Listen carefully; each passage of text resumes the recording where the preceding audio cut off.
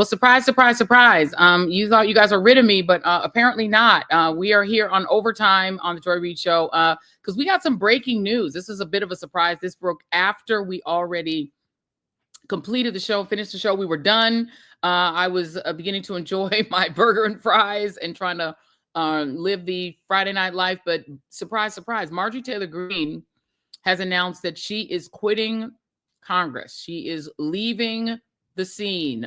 She posted on her ex Twitter account, and I'm just going to read you what she wrote. She wrote this from the desk of Congresswoman Marjorie Taylor Green. I have always represented the common American man and woman as a member of the House of Representatives, which is why I have always been despised in Washington, D.C. and never fit in.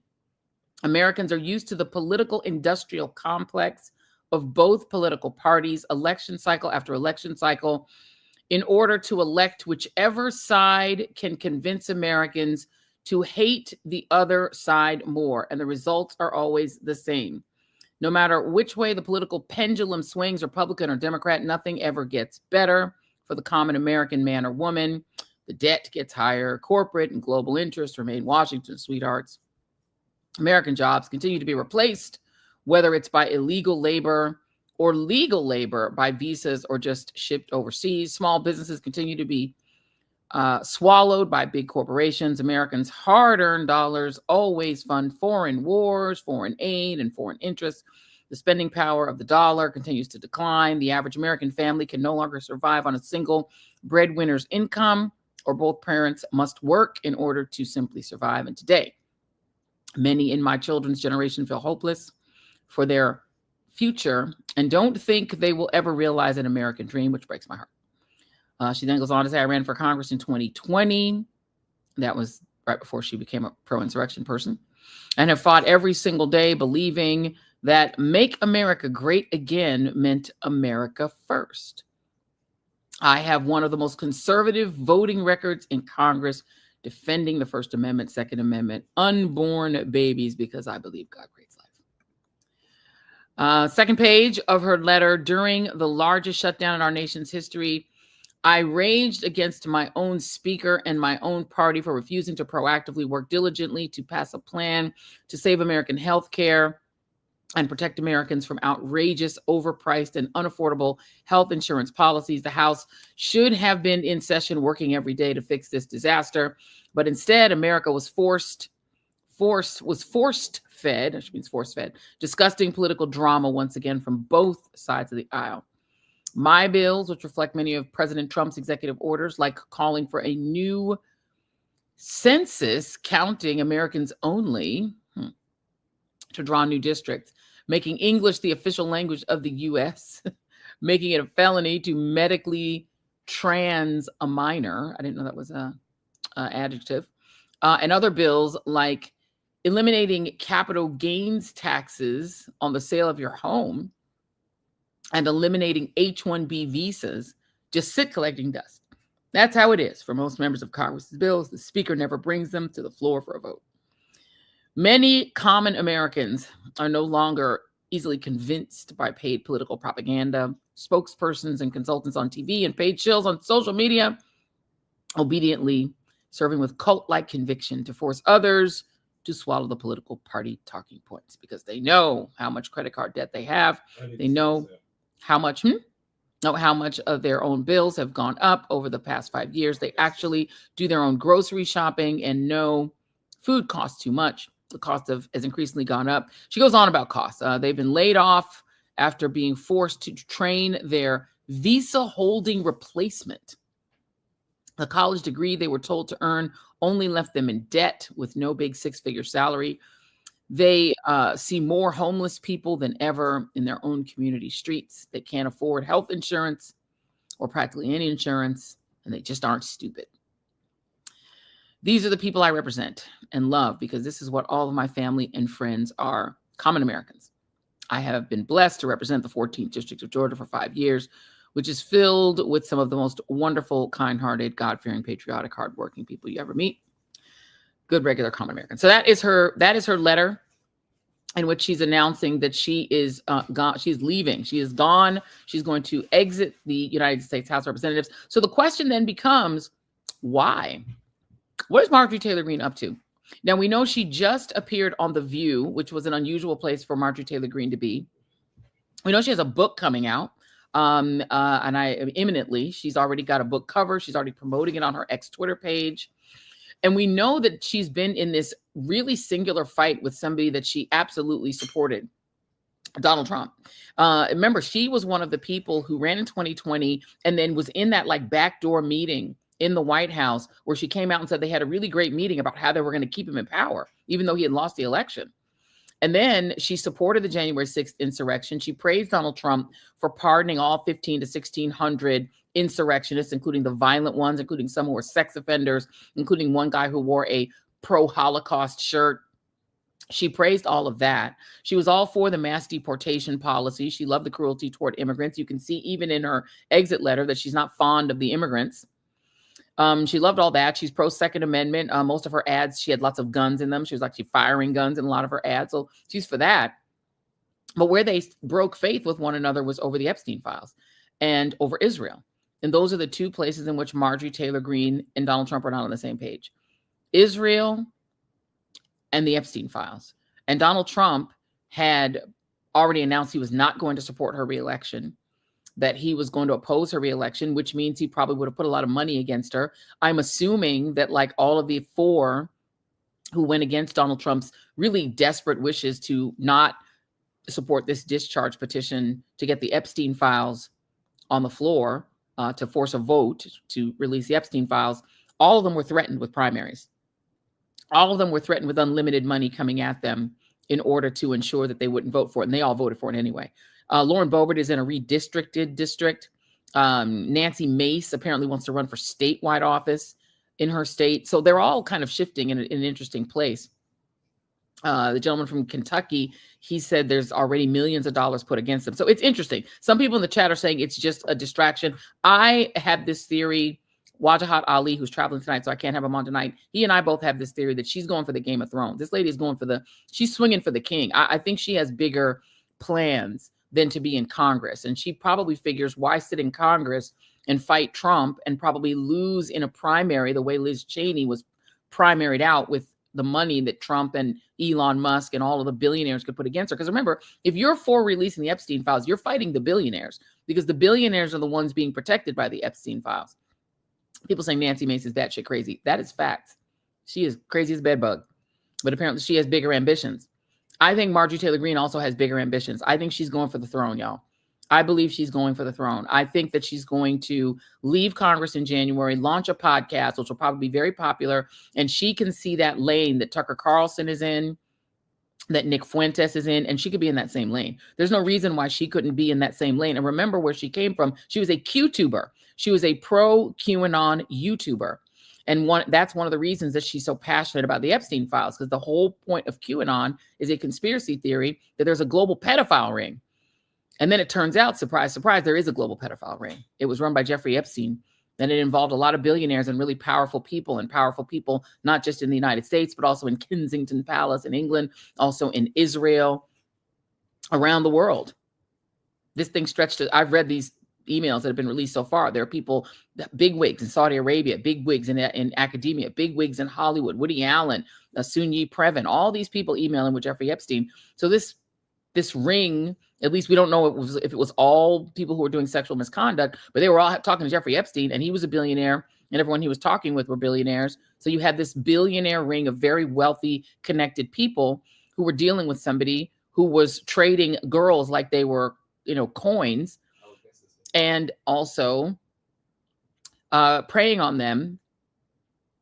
It's interesting. She's coming out. There's another big story, and I have a really great guest to talk about it. The other big story tonight, two bombshells came like within 5 minutes of each other. The other big bombshell is that the Supreme Court, in their wisdom, I say that with a smile, has reversed the district federal court that halted those egregious maps in the state of Texas, now letting those maps go through. And rather than try to explain it myself, let me bring in Elie Mystal, who I brought him up out of his Friday night dad night where he was like, I'm not wearing a jacket. He wasn't ready. But he doesn't need it. He's beautiful. He does not need any festooning in order to be fabulous. Elie, explain this Supreme Court ruling, please. Well, hi, Joy. Thank you so much for having me and forcing me to put on a jacket. That's fun, always. Yeah, so tonight the Supreme Court temporarily stayed the Texas gerrymandering decision that overturned the Texas maps. Now, it's important for people to understand that this is truly a temporary stay. This is going to last a couple of days. This is going to last a couple of business days before the full Supreme Court hears it. It went directly to Sam Alito. Sam Alito made the decision to refer that case to the full court, as he's pretty much required to do at this point. So, like, that's not actually the big stay. It's a technical only stay. The big stay will come next week. And I do think that we will get the big stay next week from the full Supreme Court, probably 6-3 with the 3 liberal justices dissenting, but that's later. What's happening tonight is just a technical issue. But I do think that eventually, sometime next week, Wednesday, Thursday, Friday, the Supreme Court will stay the ruling and will allow Texas's completely racist maps, adjudicatedly racist from a Trump judge, from a hardcore conservative Trump-appointed judge, said that the Texas maps were unconstitutionally racist. I think the Supreme Court will overturn that Trump judge, because you don't get to be a Trump judge on the Supreme Court without knowing how to cut a few corners. So does this tell us anything about what they're thinking as far as the Calais versus Louisiana case? Because that's the case that feels like it's the big risk that ends Section 2. Yeah, I think it's all of the above situation. There are lots of risks. There are a lot of vectors coming in, and these cases are slightly different. So let's go back to the Texas decision from the Trump judge for a second, right? That case was not brought under the Voting Rights Act. That case was brought straight up as a constitutional violation of the 14th Amendment and the 15th Amendment, because of the incredibly incompetent head of the Civil Rights Division that Trump installed, Harmeet Dillon. Right? A lot of your viewers will remember that under the Biden administration, we had Kristen Clark as the head of the DOJ Civil Rights Division. She was awesome.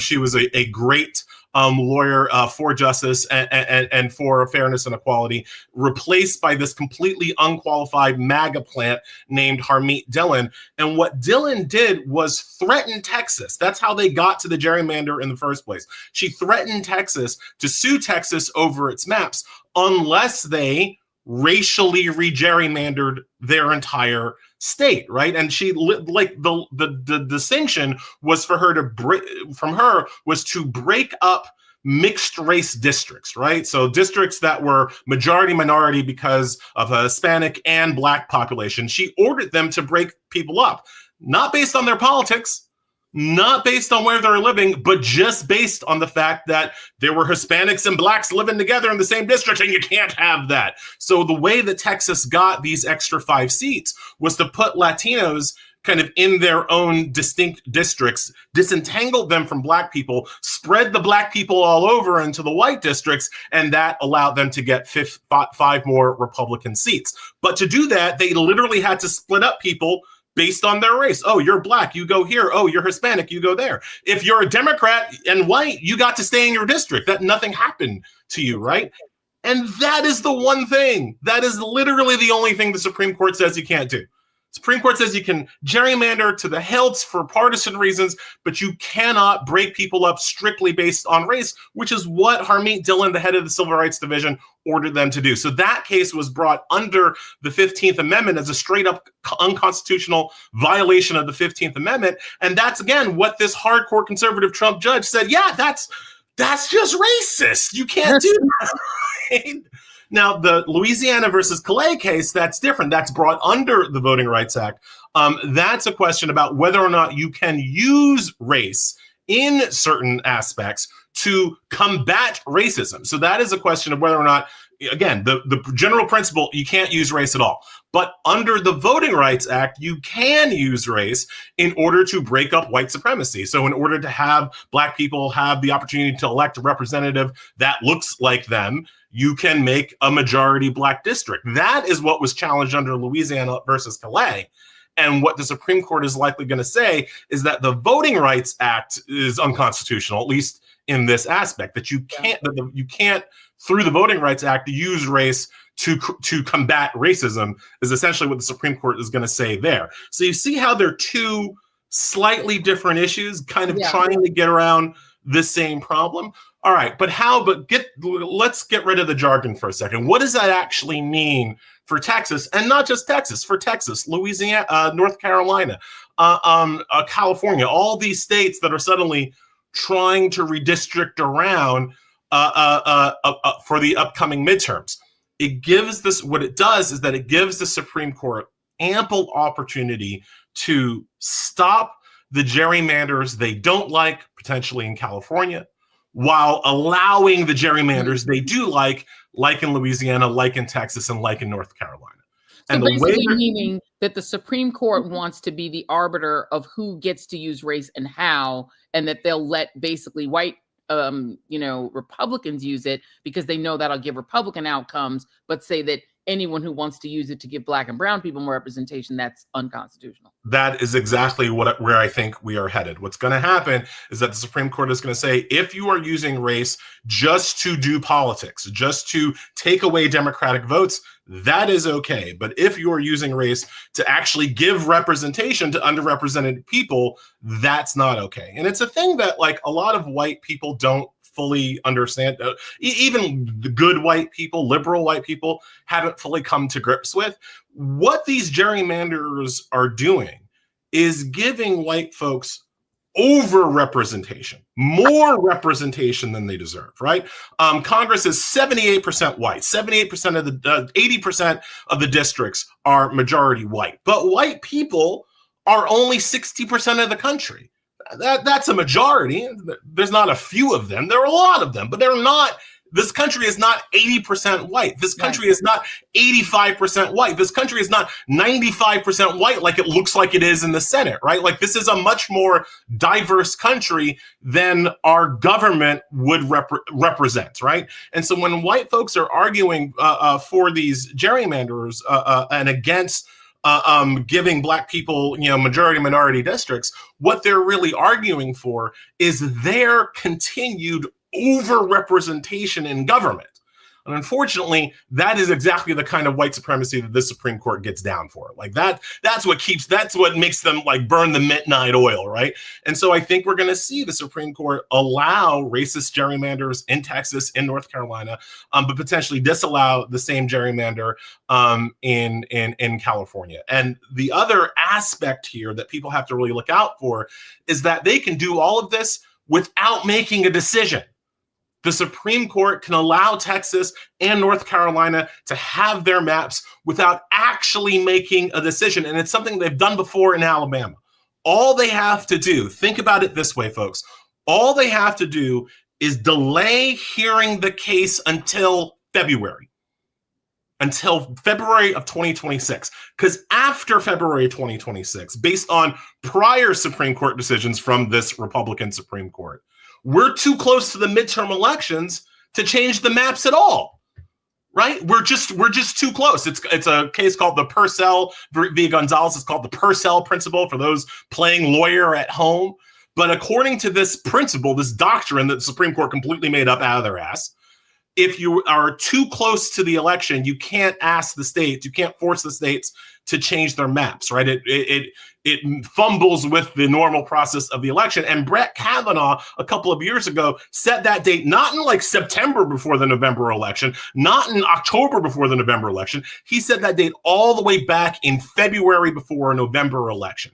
So if the Supreme Court simply says, hey, Texas, we're staying the order. We're not going to decide this until a little bit later down the road. Hey, North Carolina, we're going to wait. Hey, California, you can't change your maps until we have a full hearing, which we're totally going to have, but just not right now. Once they get to February, then whatever map is in place arguably will be locked in for the 2026 midterm. February 1 becomes the date that we have to be concerned about, not August or September or October before the November election. And that's really, I think, how the Supreme Court is going to do it. So Texas might eventually lose, but not before 2026, right? Maybe they'll have to change their maps before 2028, or most likely before 2030. They might lose their case, but not before 2026. And the California case, to me, is sort of blatantly what Harmeet Dillon's sort of vibe and her belief system is. Because aren't they suing, saying that white people are being discriminated against by California redrawing its maps? Yup. That's that's the argument. Right? Just straight. I mean, remember, in the Louisiana versus Calais case, the voting rights case that we're talking about, that's also from white people suing, saying that they were being unfairly racially targeted by the Louisiana maps. And again, that's why I make the point. What these white folks are arguing for is to be overrepresented. They're arguing that not being overrepresented in Congress is a violation of white rights. That's literally the basic argument that they're making. And it's an argument that holds sway amongst the white people on the Supreme Court, and Clarence Thomas, their best friend. Like that's how they roll. But yeah, no, the argument in California is that white people are being discriminated against. They're not. But that's the argument, and it's an argument that's catnip to these Supreme Court justices. The other argument that's going to work for the conservatives came from the dissent in the Texas case, which, folks, I'm never going to tell normal people to read a judicial opinion. They're boring and they're dry and they're complicated. But if you ever wanted to see a truly unhinged opinion, Jerry Smith, 79-year-old Reagan appointee who has been on the bench for 38 years. Woo, he unleashed a doozy in dissent defending Texas's racially gerrymandered map. He started his thing quoting Betty Davis about how the night is long and dark or something like that. He then, before he started his dissent, literally said, "This is jumbled because I haven't had enough time." So it's 101 pages, by the way. And he starts off his 101 pages being like, this is going to be jumbled, whatever, and just goes for it. He says that the decision is only made to help George Soros and Gavin Newsom, which is just bonkers.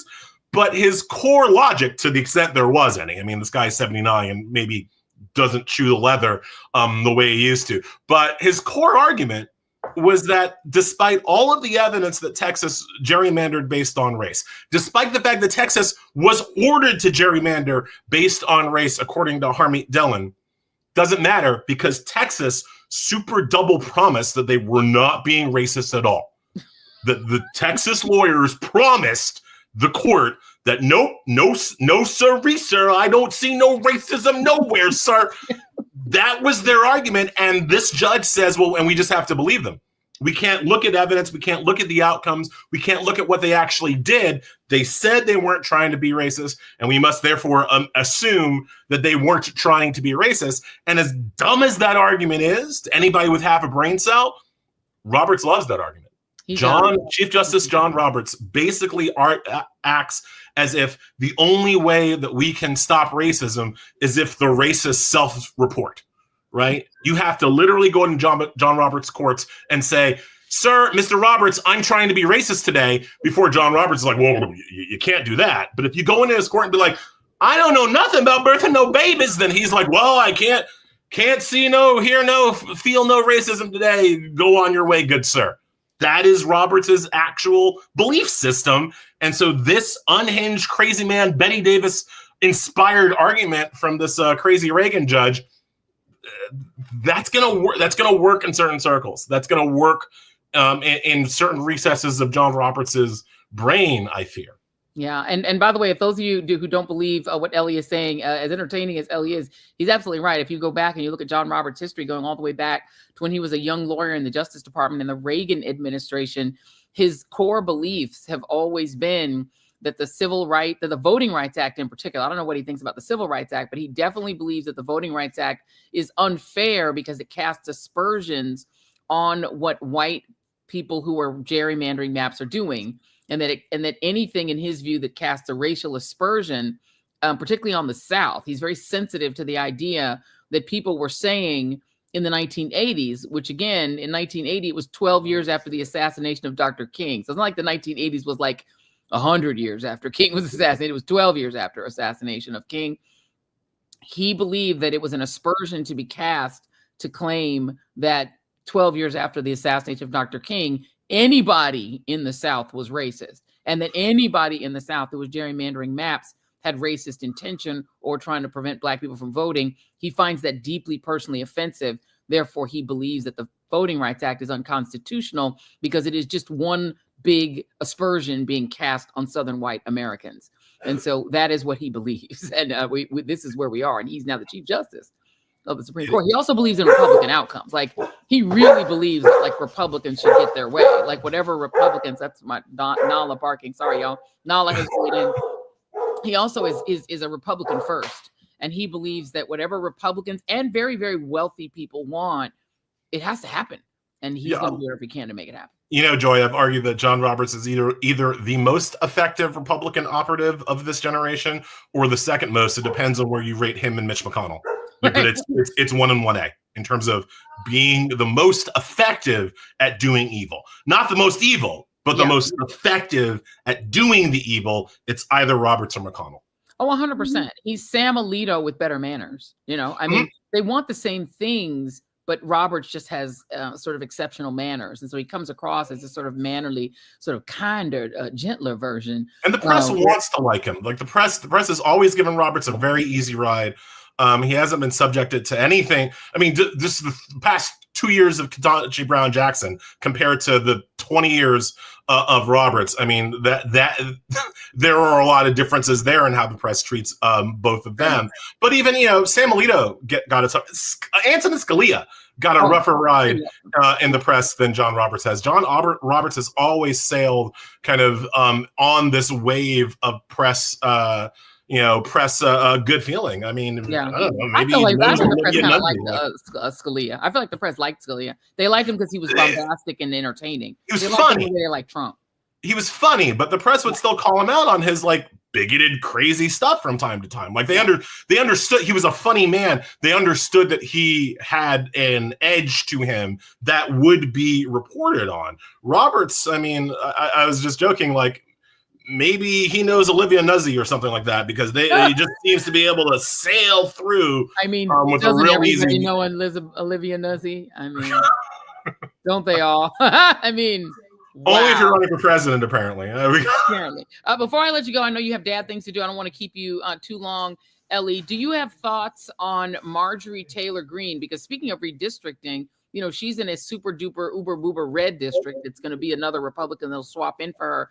But it is interesting the timing of her decision not to run, because gerrymandering is what ensures that she could stay in Congress until she was old and gray if she wanted to. Because no one's ever going to, unless, they're never going to redistrict that thing away from her.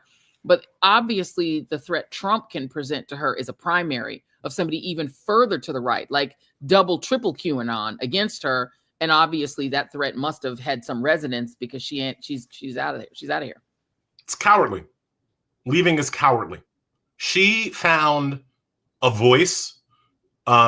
She used her usual bigoted, ridiculous voice and actually found something worth fighting for. Victims of the most famous at this point pedophilia ring in American history. She found somebody worth fighting for. And when the fight got hard, she ran. That's how I interpret this. What I interpret this is how I interpret most Republicans. They're cowards. And when you punch a bully in the face, they fold. And Marjorie Taylor Green got punched in the face by her ex-man, Donald Trump, and she folded like a cheap chair. That is my, 2 minute in, or 2 hour in reaction to her retirement, because she could have stayed. She could have fought that primary because Trump was saying he was going to primary her. He could have fought, what is he going to do? Run Herschel Walker in her district? Probably.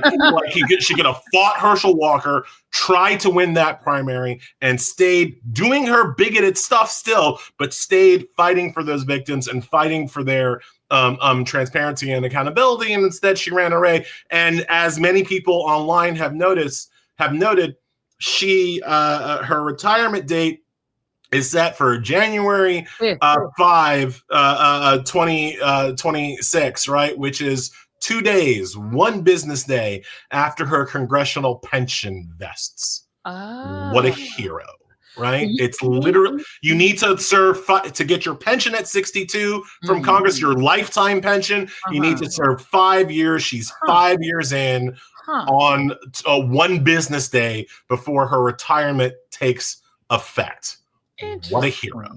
Well, how that's fat, because I'm thinking, oh, it's look at that. And then the day before January 6th, which is, sort of her birthday, right? She sort of came into the, kind of consciousness of the American people, either on after the January 6th when she emerged from that White House meeting, or previous to that when she badgered AOC. She and her crew from her YouTube channel showed up and banged on AOC's door to harass her, to say she's a woman that is paying her salary, and she demanded to speak with her. Or before that, when she followed a teenage victim of a school shooting, I did think when I read the news, Joy, I did think of AOC for a second, because look who still has a job.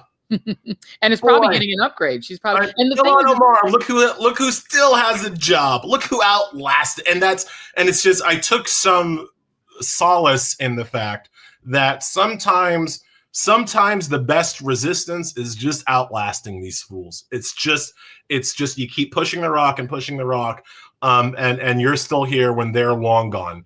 And so I did think of AOC when I read the news, because she's still here, and AOC is still on the upswing, as MTG will start to fade, unless, as you say, I don't know if she's gonna fade. I think she's running for something. There have been people who are saying she's running for governor, running for senator. I think she's going for the big job. I think she's gonna start a podcast. Enjoy. And now that you've said she's got her pension, so she's got a financial floor under her. She already owns a multi-million-dollar business. She got a PPP loan. People forget she got one of those no-look PPP loans during COVID in order to boost her CrossFit business or gym. Got fully funded, so she got that money, which she never has to pay back. Being in Congress has been good for her. She's upped her notoriety. She got on The View. She has a book coming out. I think financially she's set. Once she starts her podcast and starts competing with Nick Fuentes to see who can be more authentically, truly America first, since they're both competing to restore what really America first is. She says it in her letter: get rid of all the immigrants, give the Americans back their jobs, no more H-1Bs, no more immigrant people in your way. It wasn't until I was in the green room listening to you, Joy, that I remembered that this could be also viewed as the pre-positioning for the post-Trump Republican Party. Yes. Right? Like, there is going to be a post-Trump Republican Party. I know. I've been working out, Joy. I've been losing weight. I'm trying to survive until I get to the post-Trump Republican Party, because I want to see that day, right? But there are going to be a lot of people scrambling to recapture his base, right? I don't think JD Vance got the juice. I don't think he got that dog in him to get those people. So at some point, these people people forget Trump is a lame duck president. That's right. Trump is a lame duck president. And historically speaking, lame duck presidents lose their grip on their party really, really hard. And Trump, has this immense popular cult following, but it ain't going to be there forever. He's not going to be able to run forever. He even said that he's not, I know that Steve Bannon still is, though there's a plan. If he's not going to run again, and I think there's a great chance that he does, but I think there's a equally good chance that he doesn't. If he doesn't run again, you have to start positioning yourself to be the next Trump. And after listening to you with your open about her, I don't necessarily think it's going to be a direct challenge to Trump, but could it be a direct challenge to JD freaking Vance? Of course. Right? And JD Vance, he has Peter Thiel and Elon Musk. He is the tech bros guy, but the tech bros are very unpopular. I mean, Peter Thiel is damn near admitting that he's the Antichrist at this point. I'm not sure that's going to work. And JD Vance has that brown wife. And I'm sorry to break it to Republicans who are the normie Republicans, but the brown Hindu wife is going to be a problem for JD Vance unless he dumps her for Erica Kirk. I don't see how that's going to work out. It is very interesting. We had somebody, I think it was Side Barbie in the chat said she's going to start the America First Party. Somebody's going to. And Nick Fuentes is difficult to sell because he's actually said Hitler was cool. She hasn't said that. Tucker's a lot easier to sell, right? And you can see it. You can see a Tucker green ticket, green Tucker. You can see it. I can see it. And you can look, she's been to white nationalist conferences, but that's not hurt. What's his name from Louisiana, who's number 2 in the House? Guy who's called himself David Duke without the baggage. Scalise, right. So I didn't hurt him. He's been to white nationalist conferences. It doesn't hurt you being adjacent, you never know. Clay Higgins, is that the guy who voted in favor of he's the only one who voted against the releasing the Epstein files. He's spoken at conferences that are quite odd. There are lots of them. Gosar's own family is horrified by some of the people he associates with. Republicans don't punish you for being around ardent racists. They don't care about that. And she can get away with it. She's a QAnoner. And again, so are a lot of the base. So, and releasing the Epstein files was popular with that base. Yes, it was. Because they're QAnoners and they believe they have to expose the pedophile ring. Before I let you go, Ellie, I just want you to just disabuse us of this notion, because there are a lot of people who are saying if Trump tries to stay the way he'll do it constitutionally and try to get away with it, and what Steve Bannon may be thinking about is getting Vance to run as president and Trump to run as vice president, and then Vance resigns and he's president again. Is that constitutional? No, it's not. And it's not constitutional under the 12th Amendment, not the 22nd Amendment. The 22nd Amendment says you can only have 2 terms. But the 12th Amendment says nobody can run for vice president who is ineligible to be president. So that Vladimir Putin, Dmitry Medvedev switcheroo, that can't actually happen under the 12th Amendment. No, I think if Trump runs, the way it's gonna work is that he's going to get put on enough state ballots to win an electoral college majority, because this, as we saw with the 14th Amendment thing, where he should have been able to run last time. Correct. He shouldn't have been able to run last time. And Colorado tried to kick him off the ballot, and the Supreme Court says, "Oh, you can't kick him off the ballot, Colorado, because we're the Supreme Court and we like Trump." Right. So once you have that precedent set, what you're going to have is a bunch of states then trying to say, oh, maybe we can put this guy on the ballot and you can't tell us to take him off. You can put this guy on the ballot and you can't tell us to take him off. And if he gets that in enough states to win an electoral college majority, then he wins an electoral college majority, and then the Supreme Court's in the unenviable and probably impossible position of saying, well, actually, that's unconstitutional. And what, the second place person now becomes just a huge cluster F, right? Right. If Steve Bannon has the plan, I believe that's around where the plan is. Now, I don't know that there are enough states that represent an electoral college majority that would put Trump on the ballot for a 3rd term. I think that's where that plan, because remember, you don't just have to get the red states then. You also have to get at least, a Michigan, a Pennsylvania, something like that. Yeah. And I don't see it. But, the other thing that I always say about this, I can tell you, chapter and verse why it's unconstitutional and illegal for Trump to run again, and all of the legal checks that should stop him from running. But my family is from Haiti, and I know something about how authoritarians roll, right? Mm-hmm. You can have all of these paper laws. That's if right. The man with the guns says that he's in charge and there aren't enough men with guns to oppose him, then guess what? He's in charge. Yeah. And so as much as I say legally it can't happen, constitutionally it can't happen, I never say it can't happen. Right. It can't happen legally. It can't happen constitutionally. But lots of things happen that are illegal and unconstitutional, and they happen anyway. And that's happened at the end of every republic that has ever existed before ours, right? Like every single one has eventually fallen to a strongman. Eventually, Caesar does cross the Rubicon, and you get the end of the room. Like that always happens eventually. Does Trump have the juice to pull it off here? I don't know, but I can't rule it out. You I can't roll it can't out. say he can't. I can say it's illegal if he tries. Right. And the bottom line is Russia was supposed to have term limits. Putin is still there. Nayib Bukele is still the president of El Salvador, even though they were supposed to have a 2-term limit. And Xi Jinping busted through their term limits, and they just forced their Duma to change the constitution. And if you don't think Republicans, as much as they hate Trump privately, would just get on their knees and change whatever they had to change and do whatever they had to do if that's what he wants. Because remember, he's a means to an end. He's a means to an end. Unlimited tax breaks, unlimited deregulation. And I'm sure they're also making unlimited Bitcoin money and profiting off of him. He's a useful idiot for them. And he's also a useful idiot for a lot of very powerful foreign leaders.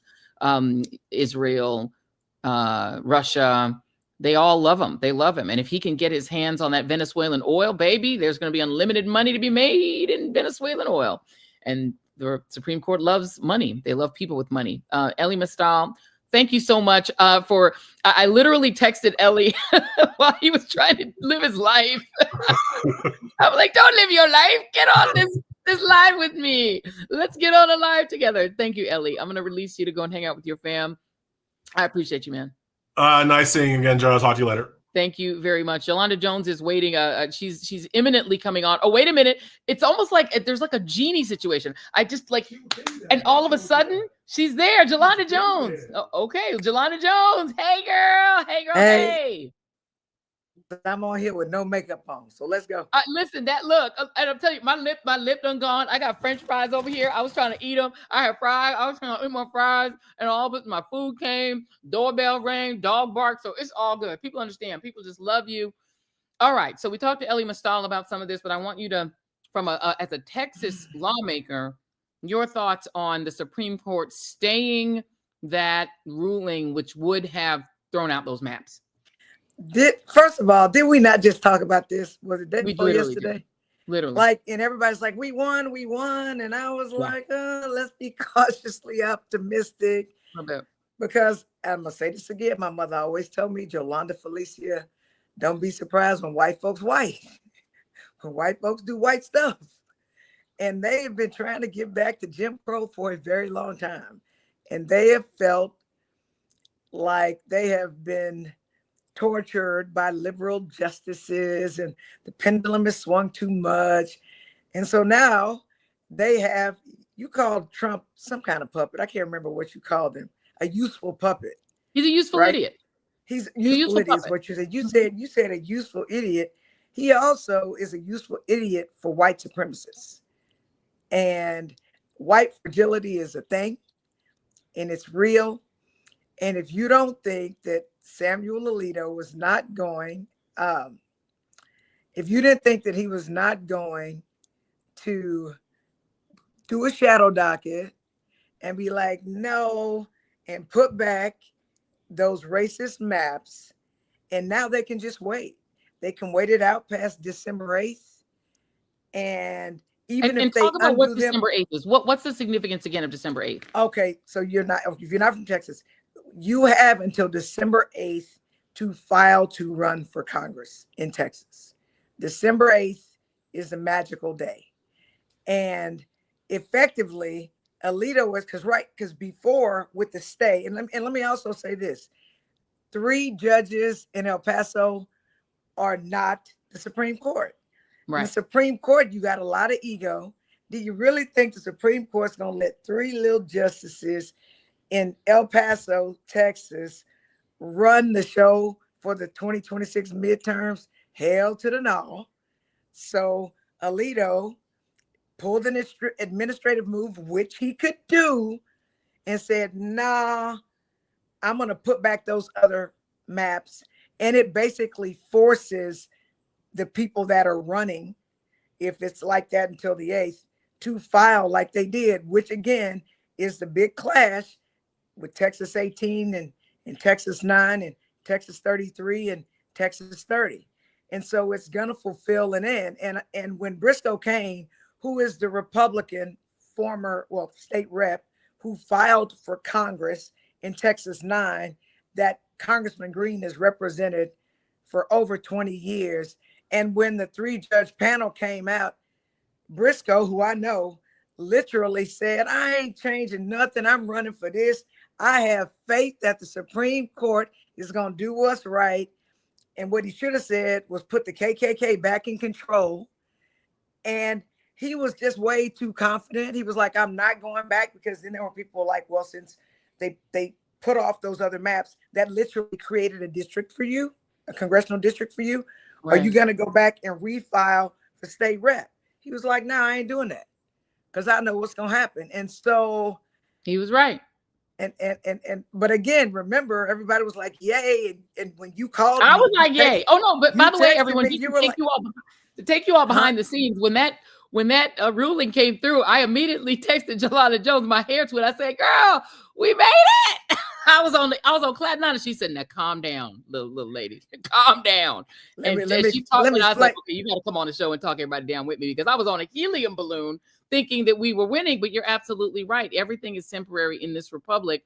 When you get a Supreme Court, when you have a Supreme Court in which at least 5 of them, probably 6 of them, do not believe in the Voting Rights Act. But here's the deal. Procedurally, there had to be a case filed to get to the Supreme Court. Otherwise, they don't have any dominion over what's going on in Texas, no jurisdiction. So they had to do this. And there's nothing like letting somebody think they won before you show them they lost, right? Yeah. It's just cruel and unusual. And that's what this is about. And I've had so many people call me and ask me, John, like, what's going on? And I'm like, but I told y'all, everybody was doing herkies. I can't do a herky. I never was able to do splits. But I'm telling you, as a 30-year lawyer, if I were the Republicans, I would have done the same thing. And now they don't literally have to do anything, right? There were so many different ways that they could get to destroying the Voting Rights Act. They could have ruled on the Calais case and said that this covers it, because it's almost the same facts, where a legislature racially gerrymandered out a Black congressional seat. They got sued, and then they said, hey, do these maps. And I'd be willing to bet you money, Joy, if I could have been a fly on the wall with what those Supreme Court justices were saying, when they did the rare step of making them come back and re-argue on October 15th whether the Voting Rights Act Section 2 is even constitutional. Yeah, they did that, right? They were playing chess, and people back here are thinking checkers. I don't even know if they thinking checkers. I think they might be thinking tic-tac-toe. But so I told you, I'll be cautiously optimistic. My mama said, trust your gut, Jolanda Felicia.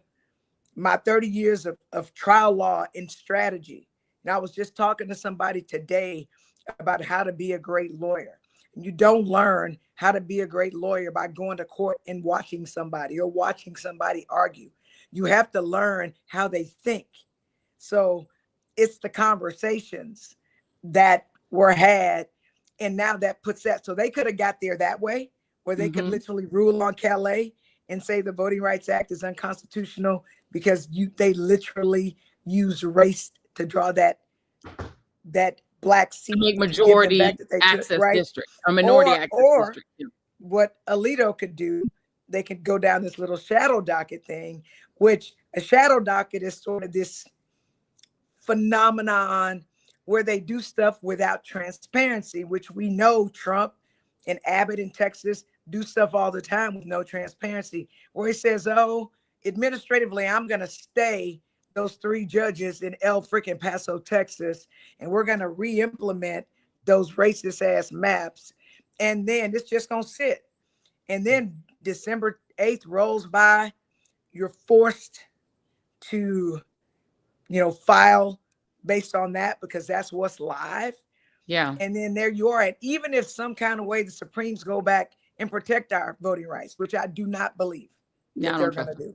That's what my gut says, because Trump was brilliant and the Republicans have been brilliant, and the Democrats, we really got to figure out how to be brilliant and think 50, 75, 100 years down the line, and stop thinking about the midterms like Right. we do. They've been planning this for a very long ass time. Yeah. And what they put these Supreme Court justices on the court when they were kids for the most Yeah. part, and they Yeah. can be there forever. And they're going to do more damage in the Supreme Court to affect my great-grandchildren's That's right. grandchildren, right? So Yeah. it's brilliant, but so they could just leave them there and they could say, you know what, we're just going to let it stay, and then we'll argue it later. But by then the election happens. And Joy, Yeah. you understand, and the people that listen to you tend to be informed and intelligent viewers, and they want truth. That's hell why they listen to you. You know how hard it is to unseat an incumbent. That's So it. even if you get in, it's just hard.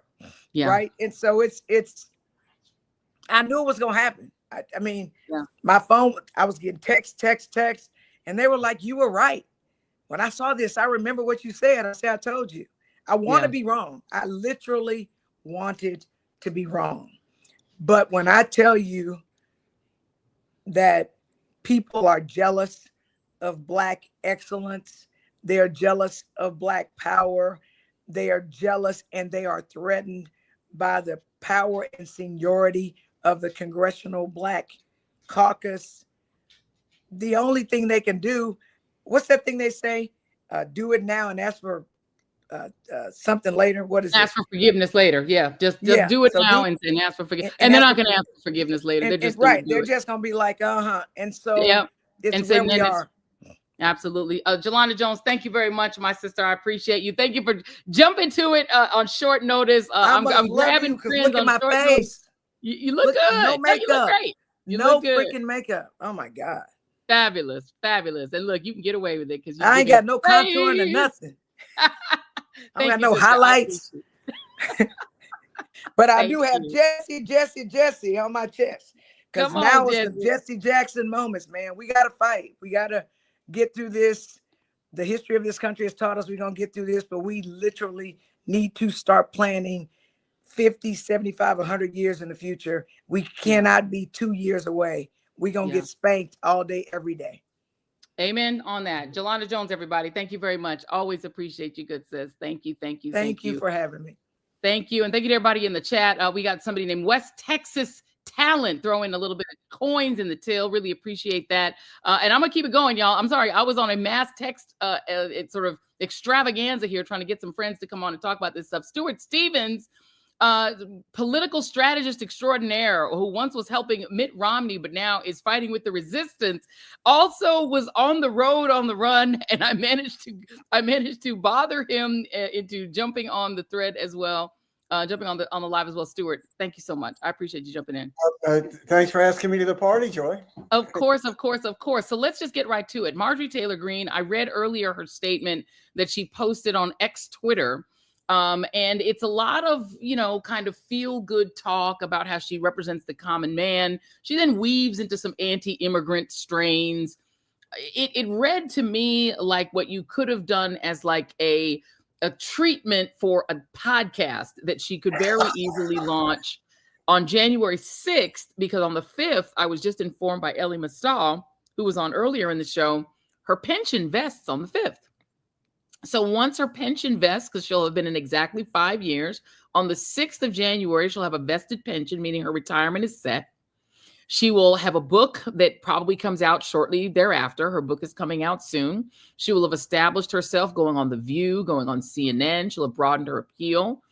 And I don't know what you think of my theory that she's not interested in being governor of Georgia or senator from Georgia. She's interested in being president of the United States. Your thoughts? Yeah, look, I think you're probably right. And probably she doesn't know what she wants. I think that she's someone who, she was hostess at the cannibal ball and thought that they would never eat her. And as it turns out, the guests decided she looked delicious and dined in. I think she's a horrible person. I think that she brought out the worst of politics. She had no problem at all when Donald Trump attacked the innocent women who were election workers, trying to make sure. He had no problem at all when he attacked the families of judges No problem at all when he inspired a mob to went out and attacked and then killed police officers. But then when he went after her, it was just such a sort of spoiled rich girl's, like daddy's mad at me, and she is a spoiled rich kid, like so many of these, So look, I think that there is an element of this that she was frightened, because I think that there's no question she got very serious threats. I'm sure you've gotten a lot of these stories, but it doesn't frighten you. I don't think that there is a future for anyone in the Republican Party in a non-Trump lane. Mm-hmm. So if she does run, she's going to have this sort of balance here of still having to be a great cheerleader for Donald Trump, because, let's don't forget the entry level price of admission to run for the Republican nomination in 28 is to deny who won the 20 election. That's correct. And, that's such a demeaning bar. You can't say what fifth graders know. Right. I think it's fascinating to watch this play out. It plays into what J.D. Vance did when the extraordinary moment where just think if you were a staffer for J.D. Vance. I know it's hard to imagine, but just imagine it. Maybe easier for me because I was around a lot of these guys. So, he's saying, look, guys, I see that there were a bunch of Republicans, kind of on the young side, not kids, had 2,900 pages of pro-Nazi stuff. Like, I'm going to go out and defend that. Right. You go, like, boss, I don't know. You're going to defend the Nazis. He goes, absolutely. Yes. And so why does he do it? He's a very calculating guy, because he knows that that's how you advance in the Republican Party. That's right. That you can be the most transgressive. In my view, the Republican Party is not a traditional American political party anymore. It's an extremist movement. And what do we know about extremist movements? They always demand stricter and stricter purity tests. Mm-hmm. The Red Guard wasn't a moderate element of the Red Guard that reformed the Red Guard. I think that's where we are. And I bet you're exactly right. I bet she will run. And the thing is the thing that's so kind of hilarious about all of this is that she would be a much more credible candidate than another person who seems to be wanting to run, namely Ted Cruz. I mean, Ted Cruz and Marco Rubio have been every flavor of Republican, from Jeb Bush Republicans to, Ted Cruz pretending to be a sort of libertarian figure, anti-Trump figure, screaming at him for calling his wife ugly, to being a total bootlicker to Donald Trump. He has nothing else to him other than, being a footrest for Donald Trump. So Trump can, sit on him when he needs a cushion. And now he thinks somehow that makes him like presidential material. Ted Cruz is another awful human being. In the Bush campaign in 2000, when I was involved in debate prep, I heard that there was this guy in the campaign, Ted Cruz, who had been like a really good college debater. And I said, like, there was only a small group of us. I said, like, why isn't he involved? And universally, the answer was, have you met him? And, and let's just say that ended it right there. Like, nobody wanted to be around this guy at all. It's sort of like a sitcom joke or something. Okay, what if he called your wife ugly? And what if he said that your father was involved in the Kennedy assassination? Are you still good with that? Yeah, that's fun. Yeah, absolutely. No problem. But it's no different than, Mitch McConnell today came out and used Donald Trump's name for the first time in anything critical because he's selling out Ukraine. But it wasn't enough that he attacked Mitch McConnell's wife with racial slurs. It wasn't enough that he inspired a mob that came into Mitch McConnell's workplace and tried to kill his colleagues. That's right. What is the level of degradation that they're willing to endure? It's extraordinary to me. I mean, look, I will even say the trolls in the chat, there are a few trolls in the chat. They're all like this. They're all, they call it, John Dean called it the authoritarian stooge.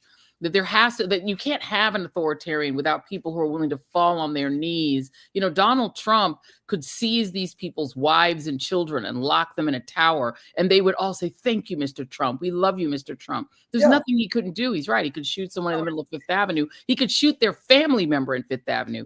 And I've said it, and I got in trouble. Somebody got, you know, the Twitter got mad at me and Fox at me when I said they would release their daughters to Donald Trump if he asked it. There's nothing they won't do. They love him even when he's making them broke, when he's taking away their businesses, when he's making their farms go out of business, when he's taking their markets away and handing them off to China. They don't care. It's a religious cult. And therefore, there's nothing you can do. I mean, the fact that you would get up in the middle of the night to jump on a live over somebody you hate as much as you hate me, but sit in the comments like for an hour because you're so needy of showing someone who will never notice you, Donald Trump, that you love him. It's pathetic, but it's real, right? I mean, the question is if you take those people aside, are there enough Americans who are unculted who can finally say to MAGA, "You've gotten too close to being a Nazi party. We don't want you"? Look, I think that all of this talk of the 24 election being a realignment election was just transparently false. It was an election in which a challenger was highly likely to win. The right track of the country was at 27. No incumbent parties ever won when it was under 45. The presidential approval was 40. No incumbent parties ever gotten 2 points higher. And we know that, other people did better. Carrie Healy, you put her in the polls, she did better. It was not an endorsement of Trumpism. They knew that Project 2025 was poison. And now that they're making people drink it and it's killing people, it's not exactly going down better. So, when you look at the last election, 2 weeks ago, it really was a reversion to the norm, I think. If you look at the Virginia governor's race, 1964, the Republican nominee for president, Barry Goldwater, got 7% of the African-American vote. Okay, the other night, the Republican nominee for governor, who happens to be African-American, got 7%. Right. That's pretty much a flat line, for like 60 years. I don't think this coalition that Trump cobbled together for that one moment was such a sort of Fabergé egg, because if you didn't have an army of masked men chasing gardeners through Brentwood, the MAGA base was going to be outraged. And if you did, then those Hispanics who thought that, well, there was some reason to support him, a lot for economic reasons, they're not supporting him anymore. It's that has plummeted. Young men, all this crisis, Democratic Party, 200 focus groups I read in the New York Times about young men. It's sort of like why don't we have a focus group? Why do men go to strip clubs? I mean, do we really need to have like a focus group here? I mean, it was like mind-boggling. And, Marco Rubio, think about it. People never had focused on this for a lot of reasons, but, Marco Rubio's brother-in-law is a convicted narco drug dealer from Cuba. Yes. And the policy that Marco Rubio supports now of killing these people who may or may not be drug dealers, we have no idea what they're really doing. So that would have meant that they would have blown up his brother-in-law. And really? I mean, does he really think that's better? I mean, wasn't it sort of better that he was held accountable? He went to prison, he came out, and he could have a normal life. That's how we're supposed to do this. He was tried, convicted, served time. They didn't blow him up. And Stuart, you and I both know that if the brother-in-law were in a boat today, Marco Rubio would allow his brother to be blown up in that boat because his ambition and his craven desperation for power is so complete and his soul is so empty that he would let his brother be blown up. He wouldn't care. No, if you said to Marco Rubio, we need one of your children for tribute, he might summon the courage to say, "Can I pick the child?" But that would be the limits of it, but I think something happened in the Republican Party. I've thought about this a lot. How is it that we ended up with these politicians in the Republican Party who are so weak? I mean, getting elected to the U.S. Senate is a real pain in the ass, Yeah. Either party. I mean, you got to do all this humiliating stuff, beg for money, pretend to like people you don't like. So finally you get elected to do whatever Donald Trump says. Really? Was it worth it? Right. Why did this happen in the Republican Party? And I think it's that, and I was part of this. I think that we evolved a system without sort of realizing what we were doing that rewarded weakness, that rewarded compliance. That was how you rose in the party. You waited your turn. And you do that for decades, and it's sort of a genetic experiment. You end up with these very compliant, malleable, weak politicians. And that's what we have in the Republican Senate.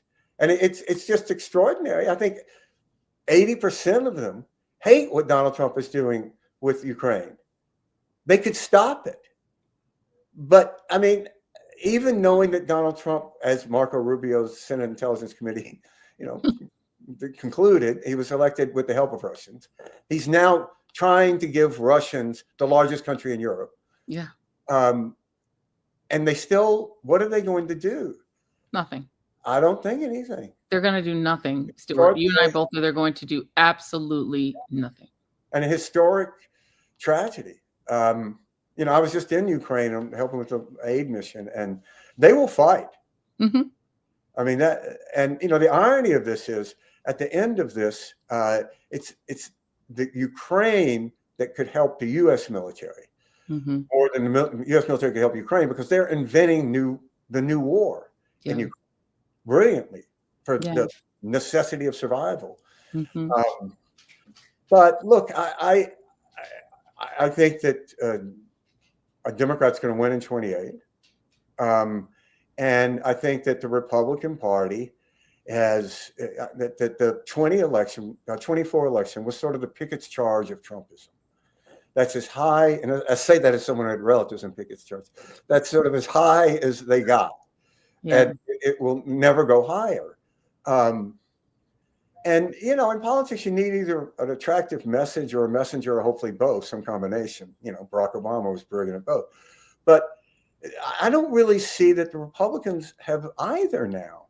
No. What's the bargain you get when you vote Republican? What are they supposed to deliver?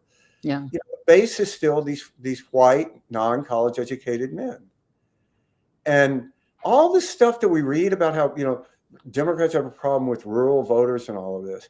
That's just utter nonsense. In Mississippi, Harris's best county were the most rural because they were black. Right. The fact that these are, the reason they say rural is because there's a predominance of non-college educated white people. Mm-hmm. And it's not their geography. It's not geography that makes Staten Island vote more, because Staten Island is less, urban a little bit than Manhattan. So therefore they have a different, no, more college educated white people. That's it. And that's the fastest declining demographic in America. Yeah. And the thing about the Republican Party that is so kind of tragic is that they've taken the strategy of getting non-college, very religious white men to stick with them at all costs when they're really serving the billionaire class, but to keep them in line, they've taken it to its logical extreme. And they've gone so far as to now have young Republicans saying, "I love Hitler." When you've gotten to "I love Hitler," you've kind of reached the bottom of the barrel and the end of the line.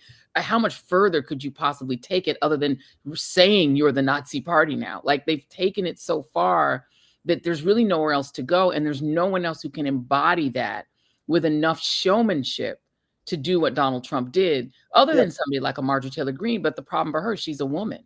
And that what they've created will never accept a woman.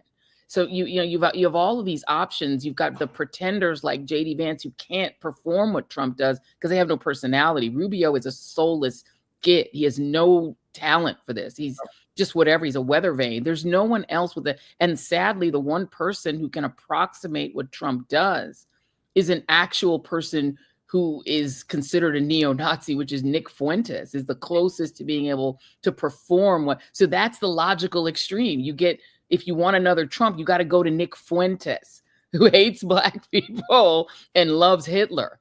Yeah. I don't know what you do with a party where that's your next natural place to go. Listen, I could not agree more. And I don't think we talk enough about race in this. because, you know, I really believe that Trump, you say, okay, he didn't make people more racist, but he made it more socially acceptable to be racist. And it, you know, here's something that just, I thought about this the other day, and it's such an obvious thing, but I never really thought of it this way. In my lifetime, no Republican has ever been elected to office who did not win a majority of white voters. I don't think any office at any level. That's right. In a country that's becoming a majority country. That's right. And all the Stephen Millers in the world is not going to stop that. No. And it's the great tragedy of. And you know the data better than anybody else. You're from Mississippi. Is that if you took white voters off the table and they just disappeared, Republicans would never win again, because even with Hispanic men trending this one time toward Trump, every other race, even if you look at the Democrats who just won, Mamdani, if you look at the Democrat in Virginia, if you look at Mikey Sherrill, their majorities were created by non-white voters, and they lost white voters. Every one of them. They all lost white voters. So if white voters were the only ones voting, Mikey Sherrill would have lost, Spamberger would have lost. This is the problem. The Republican Party is wholly dependent on white voters. They get small margins of non-white voters, but they can't get off the mat over, you know, a little small percentage of them. And that's just the way it is. No, they were celebrating in 24 when only 87% of African Americans voted against them. Like, we've finally done it now. Only 87% instead of 93%. Victory is ours. Only, you know, 65% of Asian Americans voted, you know. And, you know, then you have another election that reversed the norm. They're back to 7%. And it's, you know, I think it's a great tragedy in so many levels, because the country needs a sane center-right party. Yeah. And we don't have one. No, we don't. I mean, if you held a gun to my head and said, tell me what an American conservative believes today, I'd say, shoot me. No idea. We're the party that was supposed to be the personal responsibility party in Donald Trump.